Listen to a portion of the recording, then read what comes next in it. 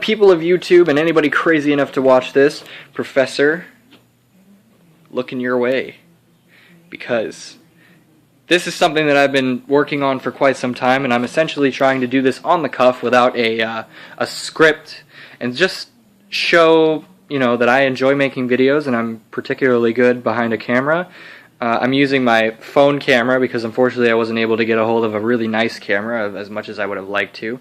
But I still wanted to make a video, and I'm going to do so right now, and we're going to talk about the do's and don'ts of writing. So the first thing we're going to talk about is run-on sentences, and I've got a real spiffy run-on sentence right here that I'm going to try and read and explain to you why that is a horrible idea to have run-ons in your writing. So, run-ons are long wordy sentences that feel like they run on forever, and there comes a point in which you mentally feel like you're running out of breath even though you're not talking, and you just keep reading, but there are no commas to split it up, so you just keep going until you get bored of reading it, or you have to take a breath. See what happened there? That's the problem with run-ons in your writing. They just eat up so much of your writing, and they become a one-sentence paragraph, and they just don't even sound good when you're reading them. So why do them? The next thing we're going to talk about is vague words. Now, vague words. I'm going to get real specific with you right now. Like specified specificity. You want to make sure that, hey man, what's going on, dude? What are you doing? Hey, alter ego that never comes to say hi. I'm working on this video that you just interrupted. Dude, a video? Dude, I want to be in the video. Look, I'm in the video right now. What? Let me read the vague words thing. Let me read them. Sure. Here you go. Alright. Wow, you got a lot of stuff on here. Well, vague words are kind of like bad stuff in your writing. And you got to make sure that, you know, unlike John over here, who's a fantastic writer, you know, I'm his alter ego. He never really lets me do anything. You got to make sure that these words are good. And you can't have these real bad words that just aren't good. And then slang. Can I do slang? Is that okay? Yeah, I guess if you really want.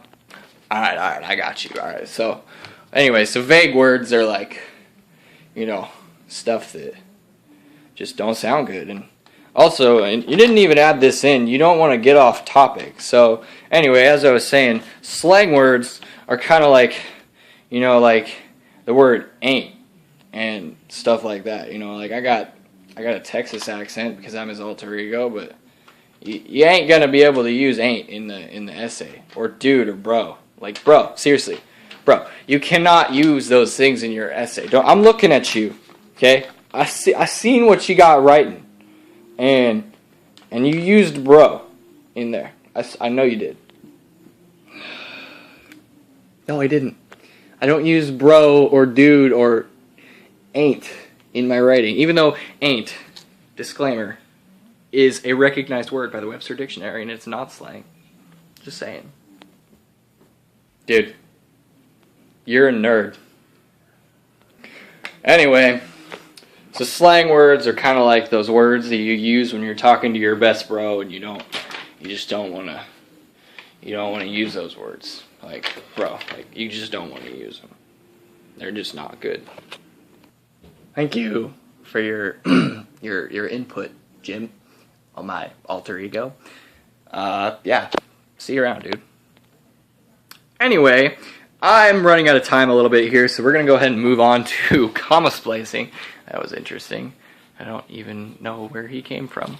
But comma splicing is when you have these gaps that are separated by, you know, commas, and they kind of, like, you know, they mess up your essay because you just shove them in wherever they seem to want to go. And then they sound like that.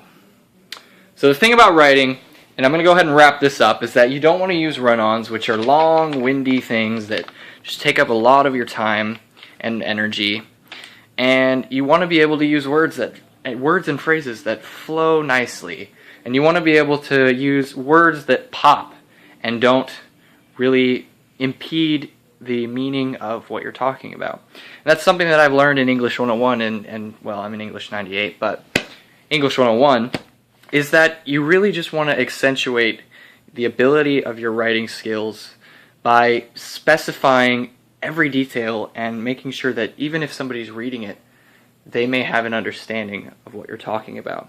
And that's something that I've been doing a really great job of, and I'm really proud of, because for a long time my essays were very long and intricate and very good, but they lacked substance.